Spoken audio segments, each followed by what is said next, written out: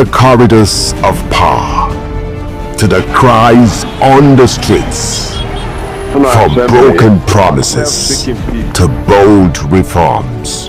One show rises above the spin. Crestline. If monkey jumps when the tree is now closed, monkey will break legs.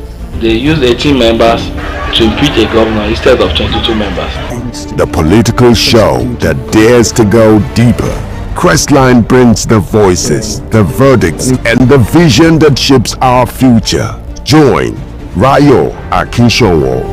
Tough questions, real answers, no filters. Crestline, where politics peaks.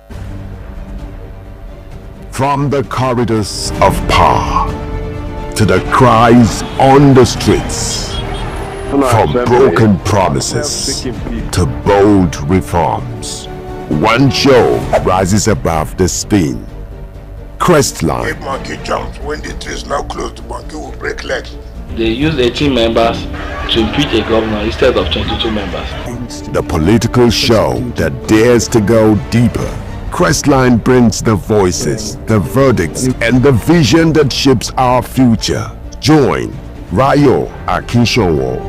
Tough questions, real answers, no filters. Crestline, where politics peaks. Hello and welcome to the maiden edition of Crestline, where politics speaks.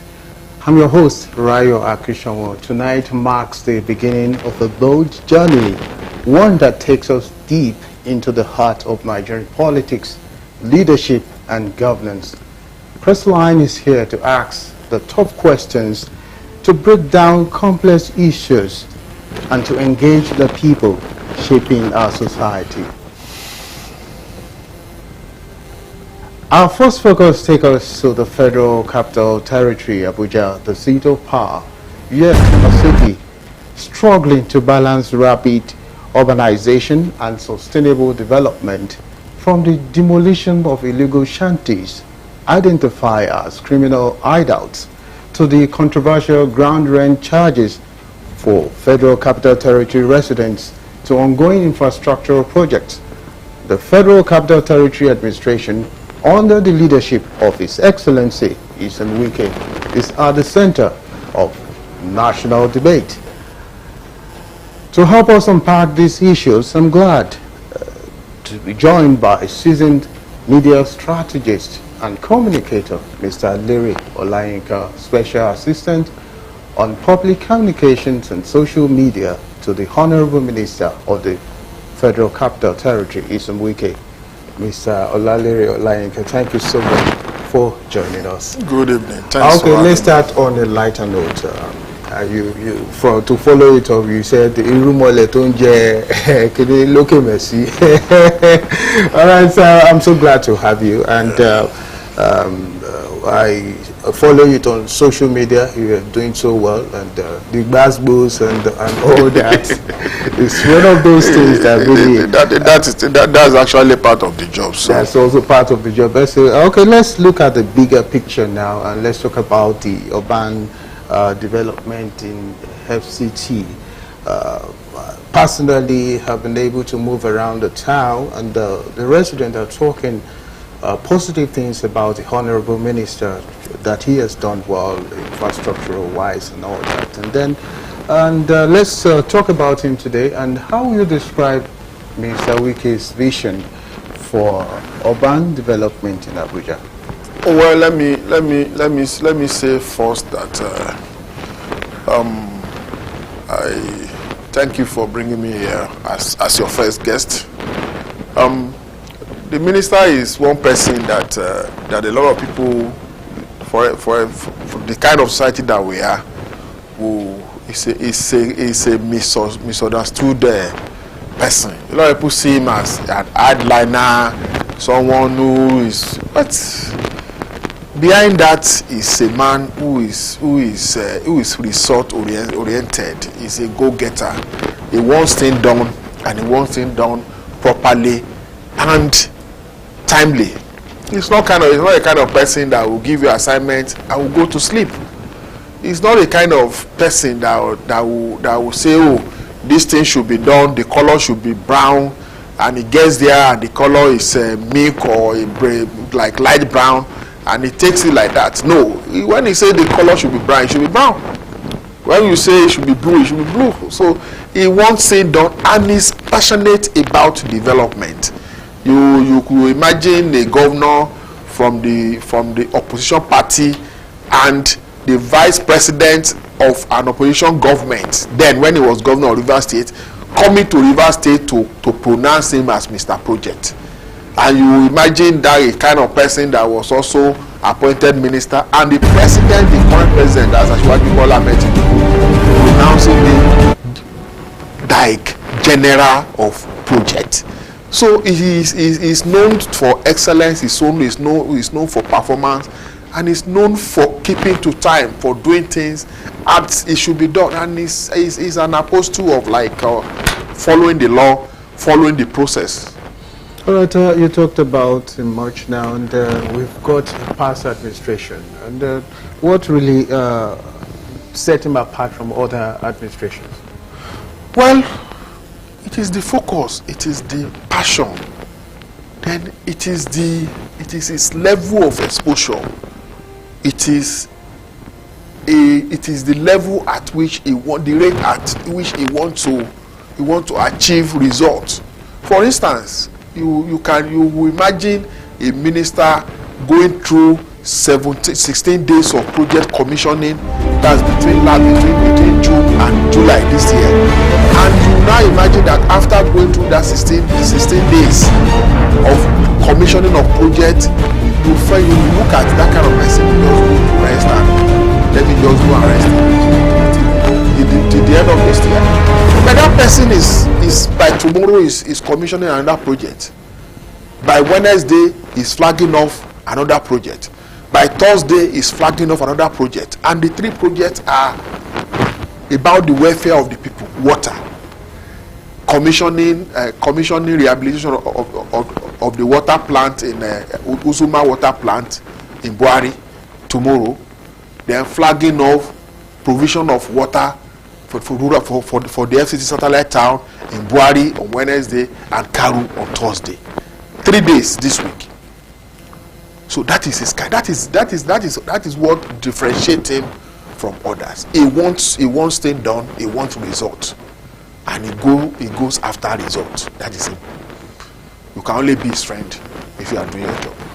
That's a good one. I think we are getting that first-hand information from you that commission will be coming up for Tuesday, Wednesday, and Thursday. So Abuja, get ready for that. And then before we move away from His Excellency some weekend, I want you to summarize in one sentence what legacy does Mr. Wike hope to leave behind in Abuja FCT? Legacy of performance. Legacy of performance. And it's already there. It's already scattered everywhere in the FCT. Even less than 2 years in office. Because it's not 2 years yet. It'll be 2 years, I think August 20 or something. So the legacies are already there. Are you talking about the bridges that he has done? Bridges that were constructed within 12 months? Something that has never happened in this country before. Well, all of us are Nigerians. You can testify to that. Tell me where in Nigeria that all those bridges that you saw that are in Abuja now were constructed within 12 months. So he wants to see, for instance, in Rivers, you can go there and point to 1, 2, 3, 4, 5. You can go to Rivers and say, oh, the Nigerian Law School in Port Harcourt, Rivers State was built by him. You can say that. Then you come to Abuja and also say, oh, look at the road from Maitama to Kishiri to Katampe to Jai to everywhere. Look at the rural roads. Look at the roads in Pai. Look at the one in Yangoji. Look at the one in Musafa. Look at the one in Kabusa Keti. So the legacies are already there.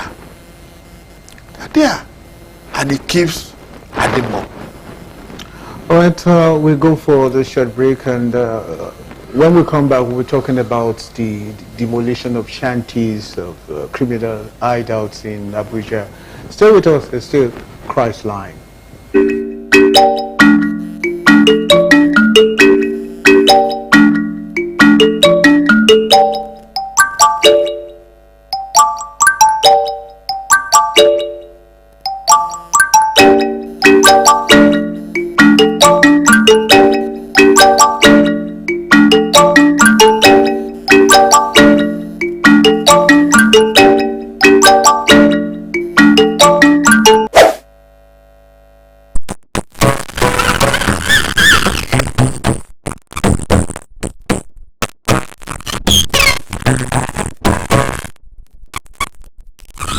Crestline brings the voices, the verdicts, and the vision that shapes our future.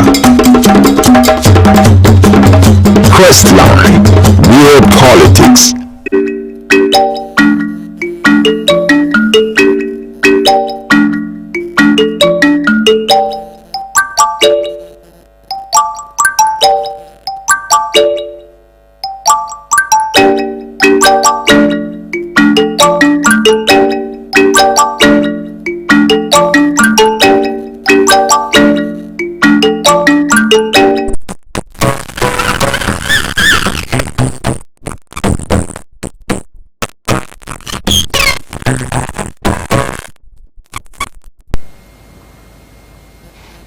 Welcome back. This is still Crestline, and I still have my guest and my senior boss. I call him senior boss Edmond and all that in the studio. And talking about Larry Olayinka, special assistance on public communications and social media to the Honorable Minister of the Federal Capital Territory, Nyesom Wike. I'm moving ahead now. Let's talk about the recent demolition of shanties identified as a criminal hideout. Sparked debate. How does the administration balance security and humanitarian concerns? Well, let me correct that. You don't demolish shanties. You only demolish buildings. Shanties are not buildings. You clear shanties. See, when you use the word demolition, it means you are bringing down permanent structures. These areas that we are talking about are not areas with permanent structures. You just find people putting, okay, for instance, I put like four woods, 1, 2, 3, 4. Then I use roofing sheet or tarpaulin. So I use tarpaulin to cover. And I now turn that to where I live. So if you say we are demolishing, you'll be misrepresenting the fact. It is clearance, and those areas are not areas meant for. You see, you just imagine a city center. Imagine city center. Imagine areas like Gariki, and you have people living in shanties. You have people just taking up, because it's not like this area that we are now. This station on top of this hill, on top of this hill or mountain or whatever you want to call it, because there are space. You have space that are not occupied, and some people just come. 2 people, 3, 4, from 10 to 20. From 20 they go to 100. From 100 they go to 1,000. From 1,000 they go to 10,000. Can in the same society, can you afford to accommodate people that no one can account for in a city center? The answer is no. Again, most of this land where they reside are land already allocated to people, and they are there. Owners of the land cannot take possession of their land and develop them. Let me give you an example. The one in area 1, Durumi. There was a time in this country where FRRS is among government agencies that own land there. FRRS wanted to construct road to their training school. The miscreant there did not allow them. The miscreant did not allow FRRS to construct road. In May this year, that the police went there to raid the place, went there for an operation that lasted for like 3 hours. 7 stolen vehicles were discovered there. Over 70 stolen motorcycle Okada were discovered in that Durumi. Over 150 ATM cards belonging to victims of one chance were discovered in that Durumi. And you want government, a sane government, to allow that to continue? The answer is no. So if you want to come and live in Abuja, you must have at least the means to live. And it is not compulsory that you live in the city center. Government has provided rules now. There are people living in Abaji, there are people living in Gwangwalada, there are people living in other areas, Buhari.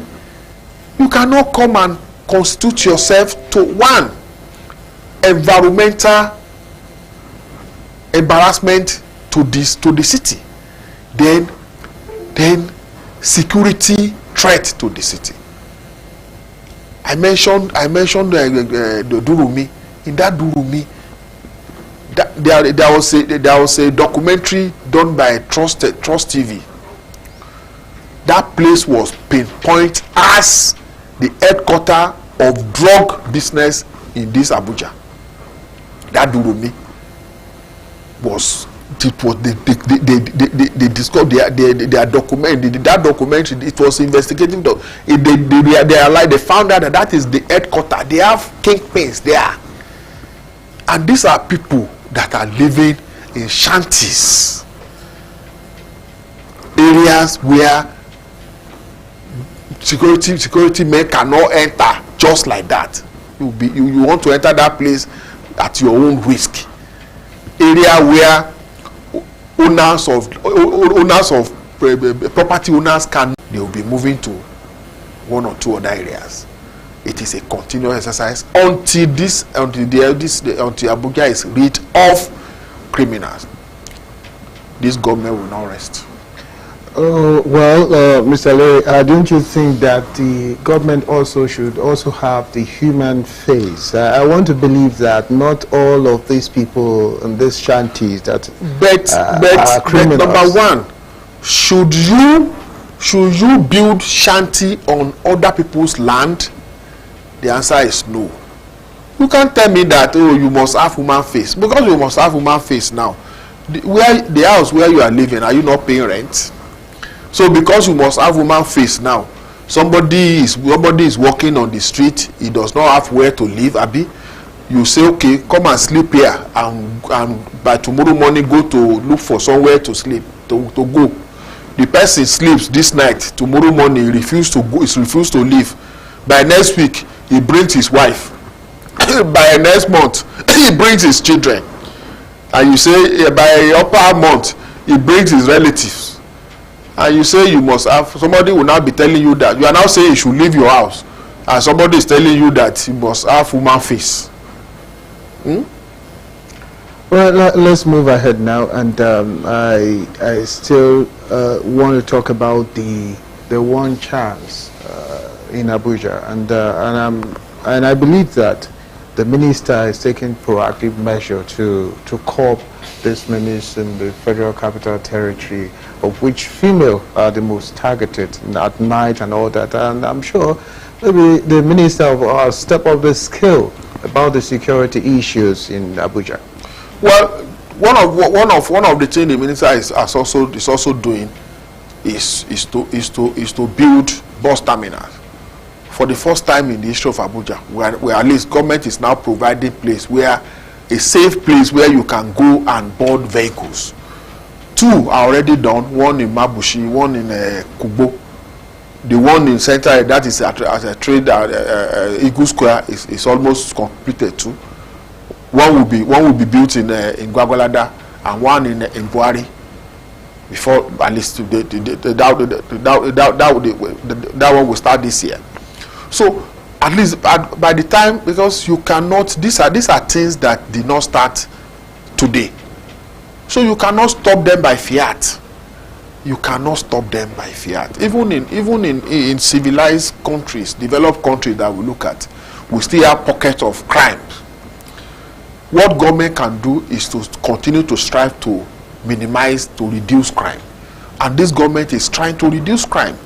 by the time those bus terminals become operational, at least you know that if you are going to this place, this is where you should go to board vehicles. And the vehicle that you board there, you know that these are safe vehicles. If we now decide to do otherwise, you will not blame government for whatever happens to you.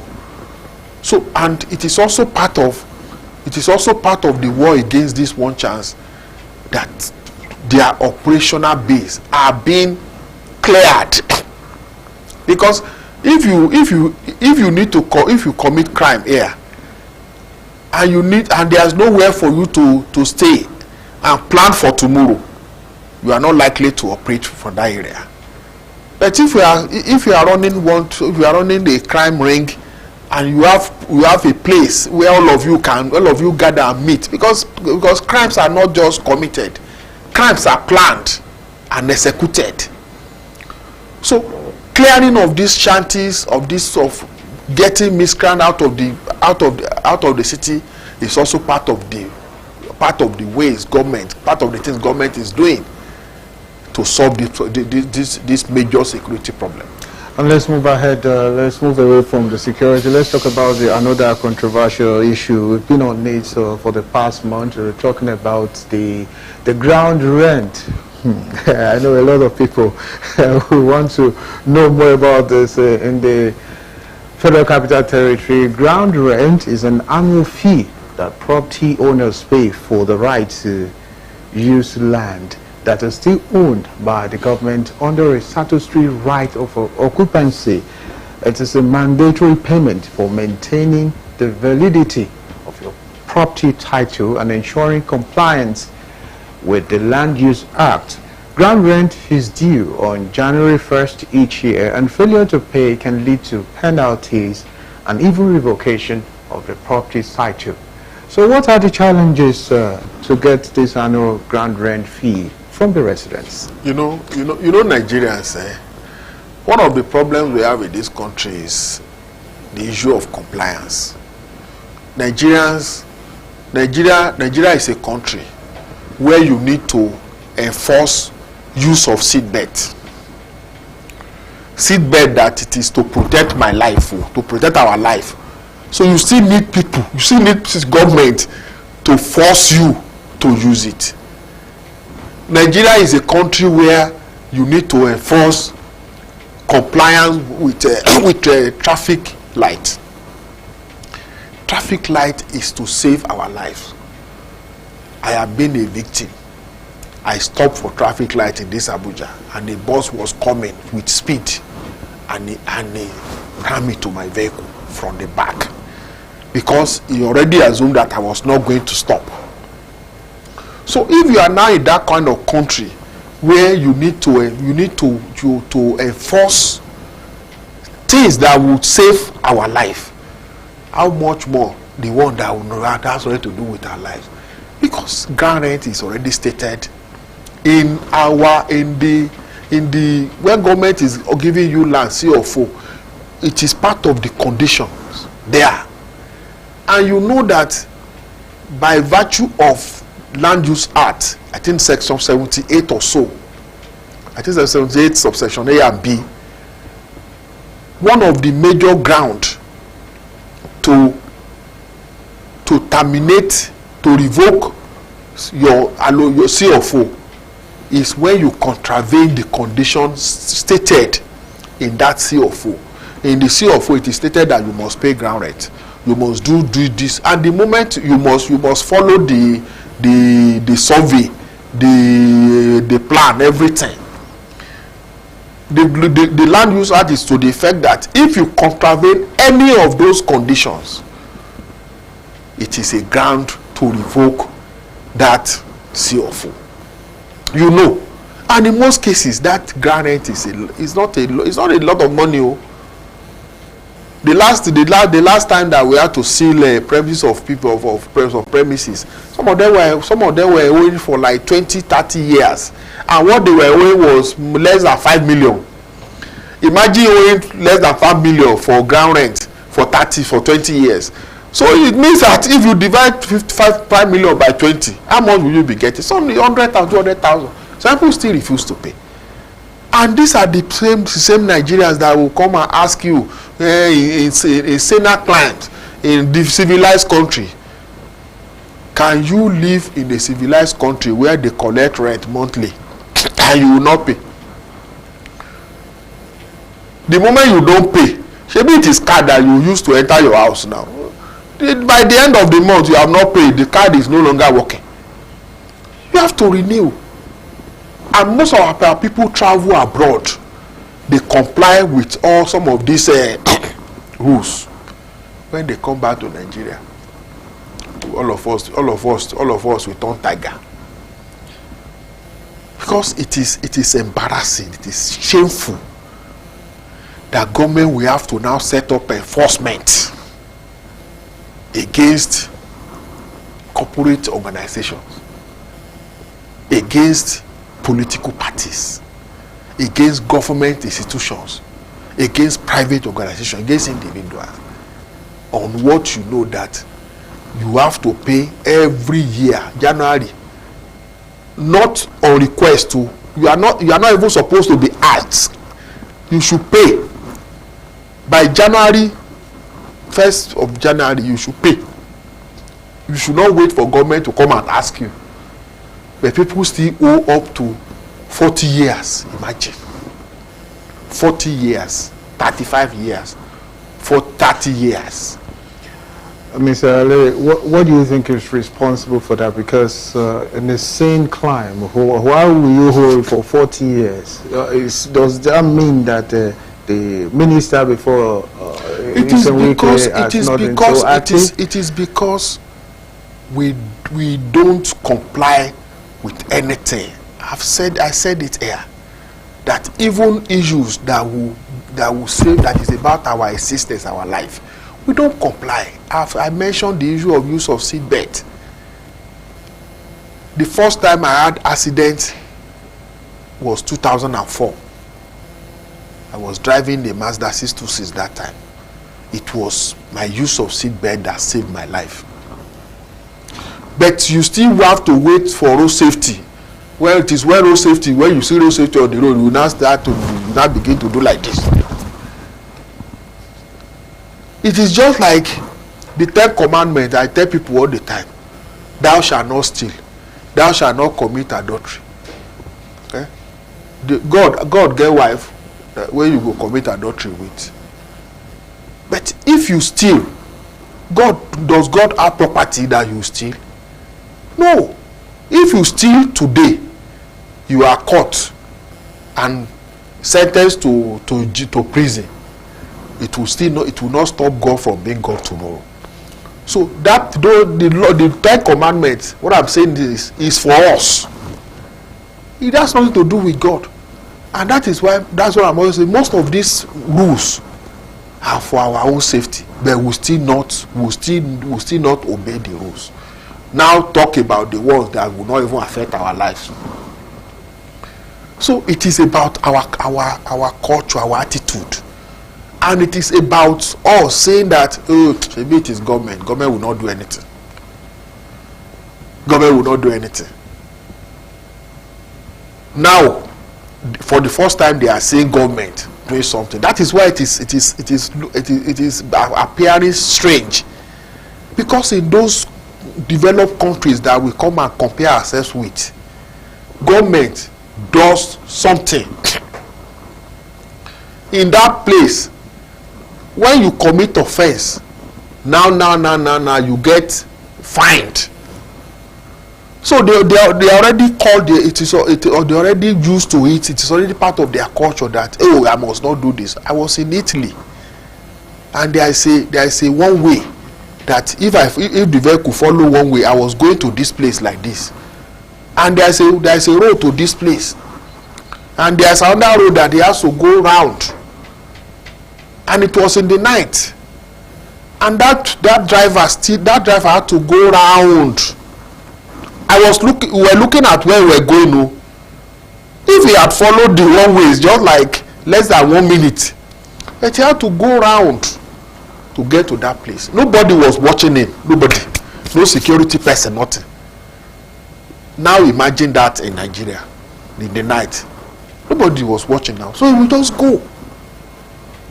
So it is not about, it is about one, our attitude, and it is about us believing that government will do nothing. Now government of Wike is doing something. That is why some of these people are seeing it as strange. All right, we just have to know that it's our civil responsibility as a resident in the Federal Capital Territory to pay our ground rent. And then let's move forward now. We're going for a short break and we are going to talk about politics, which is your terrain. Anyway, Crestline is still here. We'll be back after this short break. Please stay with us.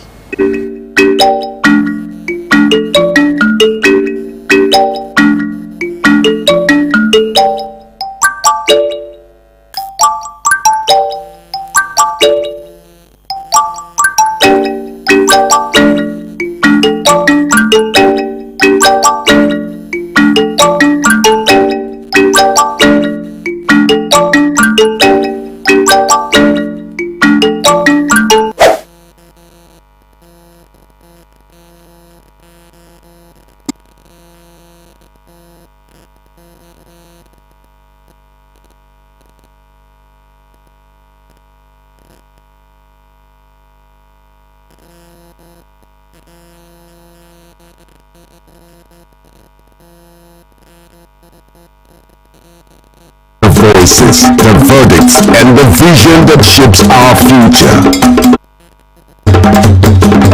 Crestline, where politics peaks. Crestline brings the voices, the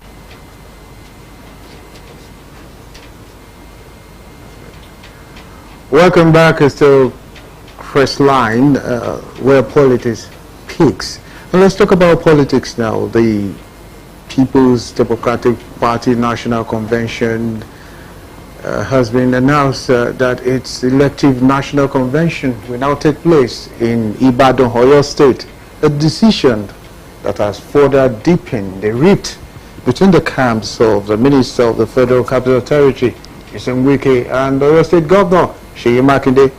The decision was confirmed during the party's 101 National Executive Committee NEC meeting held recently in Abuja.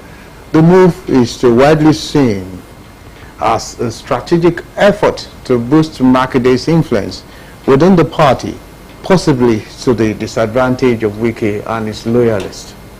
What is Wike's stance on the PDP National Convention coming up? Yes, you listen to him by yourself, and he made himself clear. He said there is no problem for now. And he mentioned two issues. The South-South Zona Convention, Congress, and the Southeast Zona Congress. So, the ball is in the court of the party to do what is right. For instance, I understand that the Southeast Zona Congress, the person being paraded as Southeast Zona Chairman, Ali Odefa. Ali Odefa is no longer a member of the PDP. He was expelled by the party and court ruled in support to, court affirmed his expulsion from the PDP. If you had been expelled from the party, how can you be national vice chairman, Southeast of a party that has expelled you? You can't now. So it's a simple matter. Then the Southside Zona Congress, the Congress was held. The Congress was fixed by the party, and the Congress was held. So if you are now saying you don't recognize the Congress because some governors did not attend, the governors that you said did not attend are no longer member of the PDP. They have left the party. The governor that you said did not attend, that you say you are not recognizing the Congress, the governors are now in another party. So he has said it. It is now The ball is in the court of the party. Let the party do what is right. See, one of the major problems of PDP today is trying to walk to answer. Trying to walk to answer. In mathematics, they call it walking to answer. They give you answer, and you do the question. You know that the answer is 2. So your mind is just to get to any which way. You just walk, do calculation. Say, be the answer is 2. You have gotten 2. Meanwhile, your calculation will be wrong. That is all we are saying. Let the party do what is right. It's as simple as that. For instance, I am from Ekiti. The party did Congress, World Congress. Those who emerged from the World Congress, they came to Abuja and changed the names. So people went to, then they used the list to conduct local government Congress. So people went to court. Court gave judgment last week or 2 weeks ago, nullifying the local government Congress and saying that the World Congress, the World ESCO that were elected were the ones, validating the ones that were elected and rejecting the ones that they doctored. What are the implications of this? The implication is that one in Ekiti today, there is no World ESCO. There is no local government ESCO. There is no state ESCO. And we have governorship election next year. Primary must be done between now. Primary must be done before the latest end of October. We are in August, September, October. How do you solve this problem within 3 months so that the party can have a candidate in Ekiti? I'm just giving an example of Ekiti that I know very well. How do you? So that's why I said, until the party begins to run properly, obey its own rules, stop trying to walk to answer, we will continue. Because if you go and do national convention as planned, and you allow Ali Odefa to go there and vote, somebody will go to court now and tell you that one person participated in the convention, and that person, as at that time, he was not a member of the party, and that person will go to court and plead the court judgment validating his expulsion. That is the end of the convention. That is the end. Don't you when the FCT minister Isowike was saying that this one that you are saying, Samuel Wayan cannot, is not your national secretary. It is against the law. Some of them were saying we no go agree. What did they do at the end of the day? Did they not toe his line? When they went to INEC, and INEC told them that this is your secretary now. If you need to change him, there are process. Have you followed the process? No. The man is saying, is telling them now, if they like, may they agree. If they like, may they no agree. We there, we they look. Don't you think within the party now there are people who are playing a spoiler game, so as the party will not be able to win in subsequent elections? I want to ask you, your principal is still in PDP, and you also. I want to ask you personally, are you also in PDP? I want to ask you that question. Well, I have not come out any time to say I am no longer a member of PDP. At the level that some of us have gotten to, at the small level that we have gotten to, if we are going to change political party, we will change it openly. And those who know me know that me, I don't hide. I don't hide. I don't do B in the morning and go and do C in the night. what I'm doing in the night, I will do it in the morning for everybody to see. So I am a PDP as a member. So also, the FCT minister is a PDP as a member. Some people will say, but he's working in the APC government. There is difference between working in government and party politics. Most importantly, Nigeria is not running parliamentary system of government. It is presidential system of government. It is parliamentary system of government that you must, for you to be part of the executive, you must belong to the party with majority in the parliament. In this one, it is presidential. After election in 1999, Obasanjo appointed Bola Ige as Attorney General. Bola Ige was in Alliance for Democracy in 1999. In 1999, Dr. Oluwagunloye was Minister of Defense, Navy. He was in Alliance for Democracy. The same thing, Yaradua did the same thing. So it is just like when we are looking, and then let me also tell you, in politics is a game of power, and you don't serve, in a game of power is not served a la carte. Power is struggled for. That's why when some people say it is the president, it is the APC that is the source for the problem in PDP, and I'll tell them, what do you expect APC to do? To be clapping for you? I am in my Manchester United. You are not saying that we are playing football, and you want to come and score. Am I not supposed to tackle you? Right, Mr. Lawyer, and it's obvious that the PDP will have to reflect. The by-election the weekend shows that let's talk about that one, the by-elections, and that will be our final shot. Anyway, let's talk briefly about the by-elections.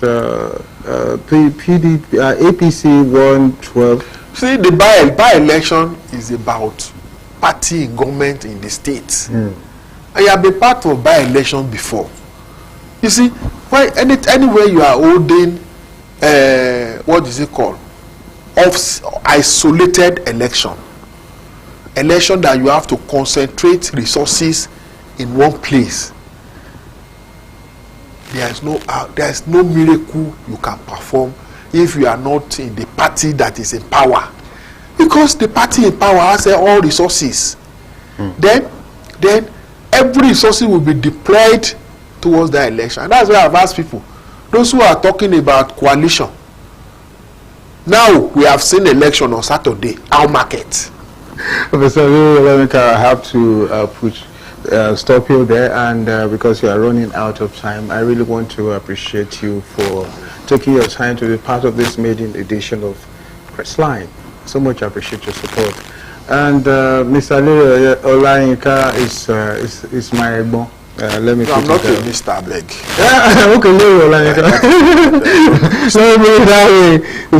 I really want to appreciate you for your support, and that's it for today on Crestline. And this is the maiden edition, and this is Crestline, where politics speaks. We continue to probe, analyze, and engage as Nigerian politics unfold. I'm Rayo Akinshawa. Thank you for watching, and good night. From the corridors of power to the cries on the streets, from broken promises to bold reforms, one show rises above the spin. Crestline. If monkey jumps, when the tree is now closed, the monkey will break legs. They used 18 members to impeach a governor instead of 22 members.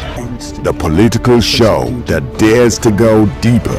Crestline brings the voices, the verdicts, and the vision that shapes our future. Join Rayo Akinshawa. Tough questions, real answers, no filters. Crestline, where politics picks.